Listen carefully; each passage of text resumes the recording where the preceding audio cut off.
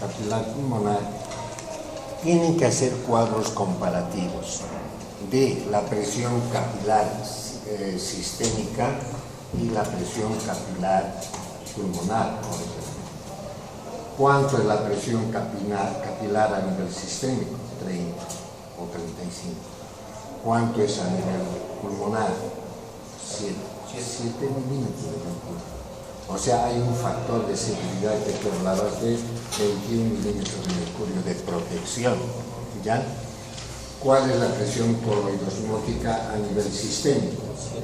28 milímetros de mercurio. ¿Cuánto es a nivel pulmonar? Pues ahí. A ver, pasa para atrás un segundo. Creo que son 8 milímetros.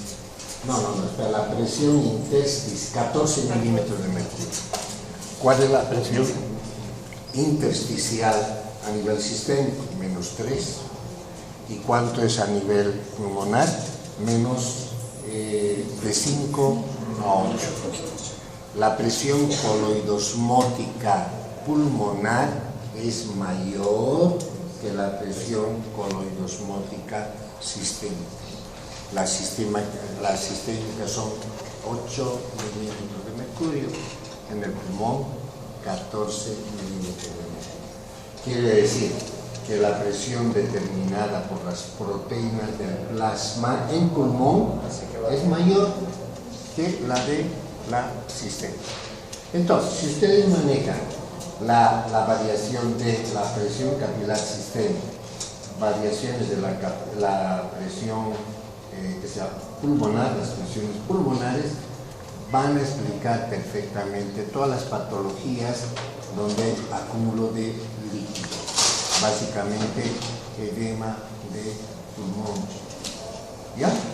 Entonces, les voy a preguntar en el examen presiones capilares pulmonares sistémico y la presiones a nivel pulmonar. Eso tienen que saber, no hay por dónde. ¿Ya? Sigamos.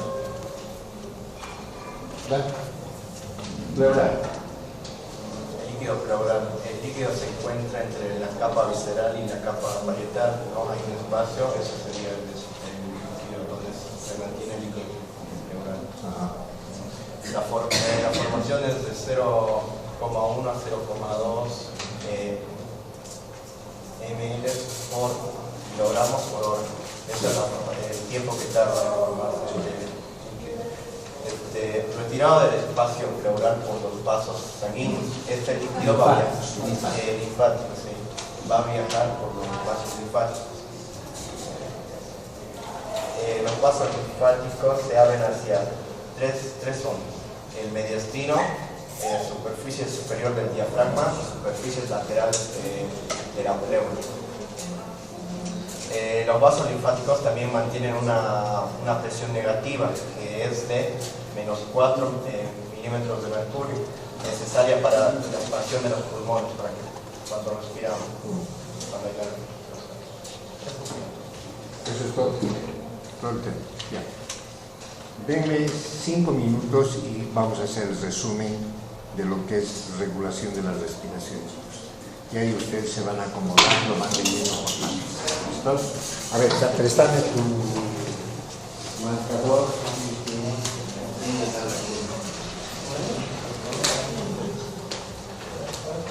Ya ustedes me van a ayudar, porque todos han presentado un tema, ¿verdad? Sobre regulación de la respiración. ¿Ya? Entonces vamos a trabajar con un mapa conceptual y de acuerdo a eso van a ver. ¿Ya?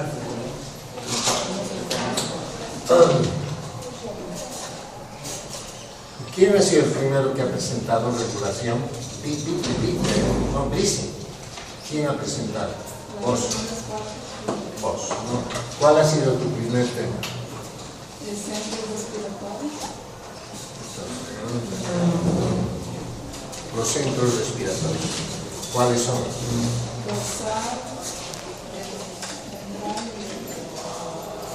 El neumotáxico. Y cada uno de estos tiene única comunicación y tiene su función. Eso tiene que saber. ¿Listo? Eso tiene que saber. Bien. Después de vos, ¿quién ha presentado? Solo la Gladys presentó una parte. ¿Cuál era?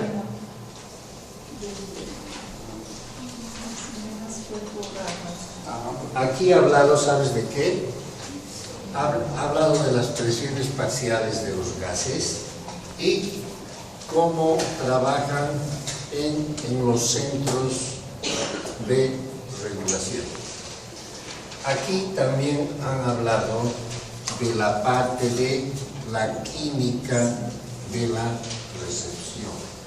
O sea, han hablado de los varoreceptores, los quimiorreceptores y los receptores propios del pulmón. ¿Se acuerdan? ¿Se acuerdan, no? Esa sería la parte aferente de los varoreceptores hasta el tronco encefálico, sería la parte aferente. Y la parte eferente de estos centros hacia los músculos de la respiración, que sería la parte motora.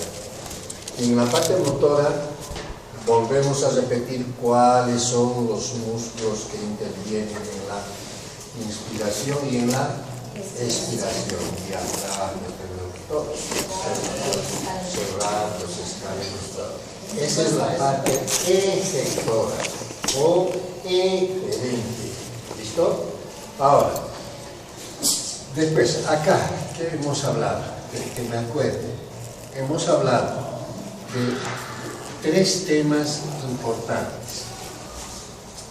La rampa respiratoria. 1. 2. Hemos hablado del efecto Haldane y el efecto Bohr. ¿Listo? El Haldane tiene que ver con presión parcial de dióxido de carbono y el otro de oxígeno. ¿De acuerdo? Ya. Entonces ya tenemos 3 bloques para poder estudiar. ¿Ya? Y lo último que hemos hablado es lo que ustedes nos han expuesto. Aquí hablamos de una regulación y esta circulación pulmonar. En la circulación pulmonar hemos visto 2 tipos de circulación que las vamos a nominar de circulación de intercambio de gases, así, y la otra circulación de nutrición, ¿ya? Ponerle un nombre. O sea, va a haber una circulación que va a ir por la arteria pulmonar para el intercambio de gases. Y la otra circulación va a ir para nutrir el tejido pulmonar. ¿Listo? La parte que va a salir de la arteria pulmonar constituye un 98%, ¿sí? Y el otro un 2%. Estas 2 circulaciones o estas 2 sangres, ¿dónde van a ir? A la aurícula izquierda, a través de los vasos pulmonares. Esta sangre de acá sale por la aorta y va a ir a la parte sistémica. ¿Listo? Ahora, en este juego tiene la parte pulmonar, alveolo, la parte de circulación a nivel pulmonar. Aquí tiene una presión parcial de oxígeno de 104. Aquí tiene una presión parcial de...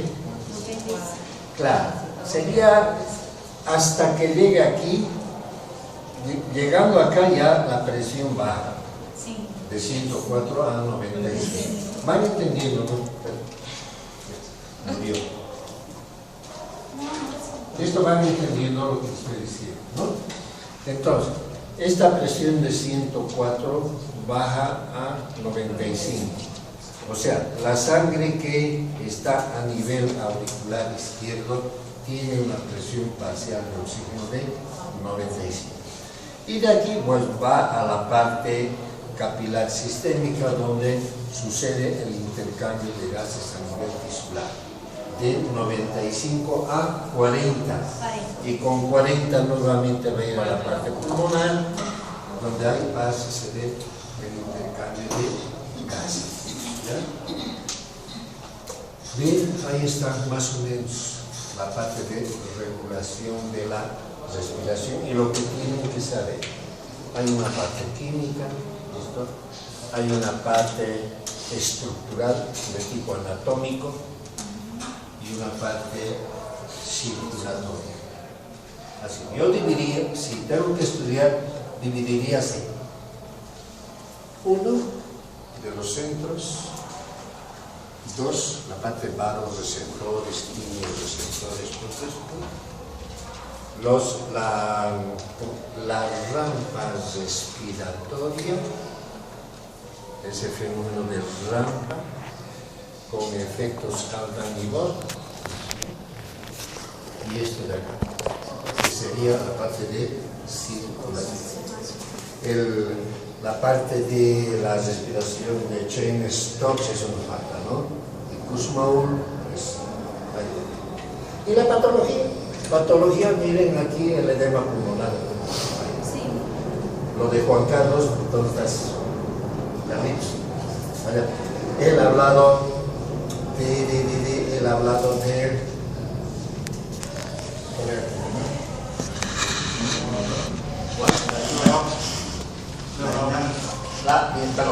dinámica capilar pulmonar. Presiones a nivel sistémico, presiones a nivel pulmonar. Pero ahí está preguntando.